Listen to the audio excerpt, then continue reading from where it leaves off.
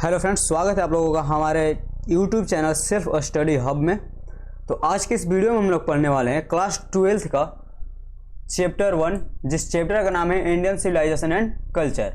तो हम वीडियो को स्टार्ट करने से पहले हम ये आप लोगों को एक बात बता दे रहे हैं कि यदि आप भी क्लास 12th की तैयारी करते हैं तो हमारे चैनल से जुड़े रहिएगा, क्योंकि हम आपकी तैयारी को बेहतरीन बनाने के लिए पूरी कोशिश करेंगे। तो चलिए इस वीडियो को स्टार्ट करने से पहले हम लोग इंडियन सिविलाइजेशन एंड कल्चर के बारे में जान लेते हैं कि इस चैप्टर को कौन लिखे थे। ठीक है, तो इस चैप्टर को दोस्तों इंडियन सिविलाइजेशन एंड कल्चर के लेखक थे हमारे महात्मा गांधी, और इनका जन्म हुआ था 1846 ईस्वी में, और महात्मा गांधी का मृत्यु हुआ था 1948 ईस्वी में। तो चलिए हम लोग देखिए दोस्तों, इंग्लिश को इतना आसान बना करके हम आप लोगों को पढ़ाने जा रहे हैं, क्योंकि इससे बेहतरीन तरीका मुझे नहीं लगता है। तो देखिए, हम जैसे कि पैराग्राफ 1 है 1 से लेकर के 24 तक पैराग्राफ है, तो इसमें हम लोग मैंने थोड़ा सा कि ये चेंज किया है कि इसमें इंग्लिश लिखा है। ठीक है, इंग्लिश लिखने के बाद एक इसमें पूरा होता है यहाँ पे डॉट लाइन, तो यहाँ पे हम उसके नीचे जस्ट हिंदी किया है। तो इससे बेहतरीन तरीका हो सकता है, तो आप लोग कमेंट करके बताइएगा पढ़ाने का। हम जैसे आप लोग कहेंगे वैसा हम बताने की कोशिश करेंगे। तो चलिए, हमारा पैराग्राफ 1 है कि I believe that the civilisation India has evolve is not be beaten in the world. तो दोस्तों इसका हिंदी है कि मुझे विश्वास है कि भारत में विकसित हुई सभ्यता को दुनिया में चुनौती नहीं दिया जा सकता। मुझे विश्वास है कि भारत में विकसित हुई सभ्यता को दुनिया में चुनौती नहीं दिया जा सकता।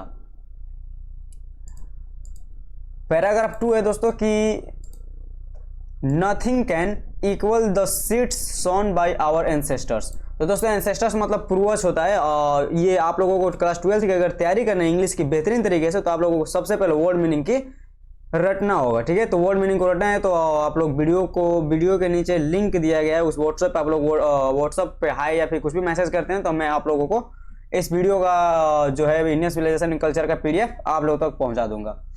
तो दोस्तों nothing can equal the seeds sown by our ancestors, तो हमारे पूर्वजों द्वारा बोए गए बीज के बराबर कुछ भी नहीं हो सकता। ठीक है, आगे का है कि Rome went Greece shared the same fate the night of the para house was broken.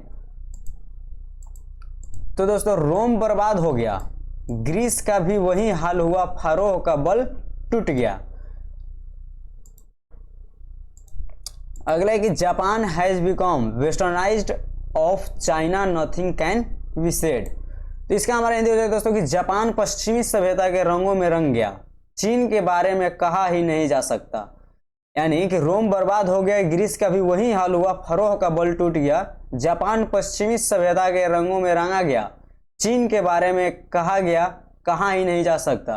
अगला है कि but India is still somehow और अदर, लेकिन भारत अभी भी किसी न किसी प्रकार से साउंड एट द फाउंडेशन, लेकिन भारत अभी भी किसी न किसी प्रकार से अपनी नींव पर जमा हुआ है। The people are Europe learn their lessons from the writings of the men of Greece और Rome which exist no longer in their former glory. Europe के लोग ग्रीस या रोम के लेखन से सबक सीखी जो अपने पहले के गौरव में मौजूद नहीं है। In trying to learn from them, उनसे सीखने की कोशिश में the Europeans imagine that they will avoid the mistakes of Greece and Rome. उनसे सीखने की कोशिश में यूरोप के लोगों की कल्पना किए कि हम लोग ग्रीस और रोम की गलतियों से बचेंगे। Such is the their pitiable condition, जैसा कि उनका दयनीय स्थिति है। तो दोस्तों हमारा पैराग्राफ 2 है कि in the midst of all this, इन सबके बीच में India remains immovable and that is her glory. Bharat अचल रहा, यही इसकी गरिमा है। इन सबके बीच में भारत अटल रहा, यही इसकी गरिमा है। It is a charge against India that her people are so uncivilised, ignorant and stolid that it is not possible to induce them to adopt my any change.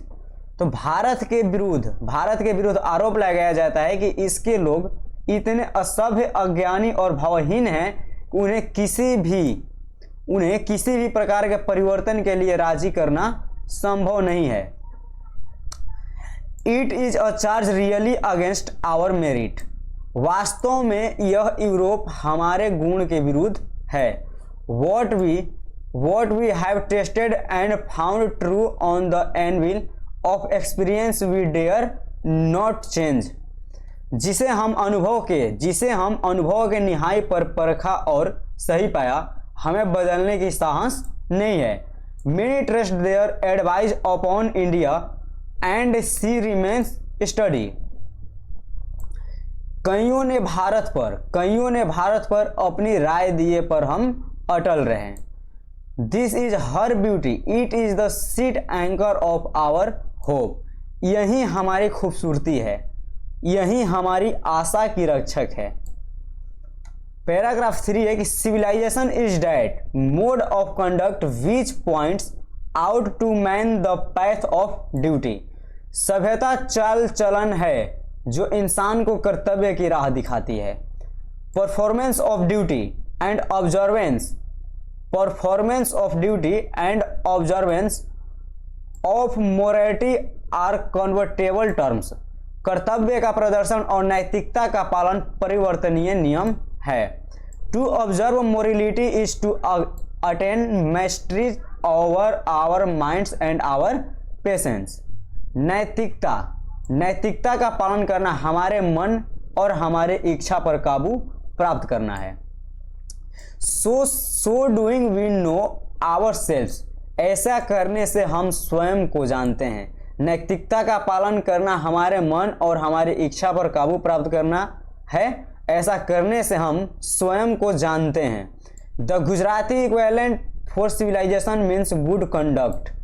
Gujarati में सभ्यता के समानार्थक अच्छा आचरण है। If this definition we correct then India as so many writers have shown has nothing to learn from anybody else and this is as it should be. यदि यह परिभाषा सही है तो भारत जैसा कि बहुत सारे लेखकों से पता चलता है कि किसी और से सीखने की आवश्यकता नहीं है और यह वैसा ही है जैसा कि इसे होना चाहिए। पैराग्राफ 5 है दोस्तों कि we notice that the mind is a restless bird. The more it gets the more it wants and still remains unsatisfied. तो दोस्तों हम देखते हैं कि मन एक बेचैन पक्षी के समान है। जितना ही अधिक इसको मिलता है उतना ही अधिक चाहता है, फिर भी असंतुष्ट रहता है। The more we indulgence in our passions the more unbridled they become. जितना ही अधिक हम अपनी इच्छाओं में संलिप्त रहेंगे उतना ही अधिक ये बेलगाम होगा। Our ancestors therefore set a limit to our indulgence. इसलिए हमारे पूर्वजों ने हमारे भोग विलास की एक सीमा तय की है। दे saw that happiness was largely a mental condition। उन्होंने देखा कि खुशी बहुत हद तक एक मानसिक स्थिति है। तो दोस्तों आज के लिए हम इतना ही पढ़ते हैं। ये हमारा पार्ट 1 वीडियो था, तो पार्ट 2 वीडियो कल अपलोड होगा अपने टाइम पर। तो आप लोग हमारे चैनल से जुड़े रहिएगा और हम आपकी तैयारी को बेहतरीन बनाने के लिए कोशिश करेंगे। और इस वीडियो का अगर आप लोगों को PDF चाहिए तो नीचे लिंक में व्हाट्सअप नंबर दिया गया है, उस व्हाट्सअप नंबर पर आप लोग हाय या फिर कुछ भी लिख करके मैसेज कीजिए, हम आप लोगों को PDF पहुंचा देंगे। वीडियो देखने के लिए थैंक्स।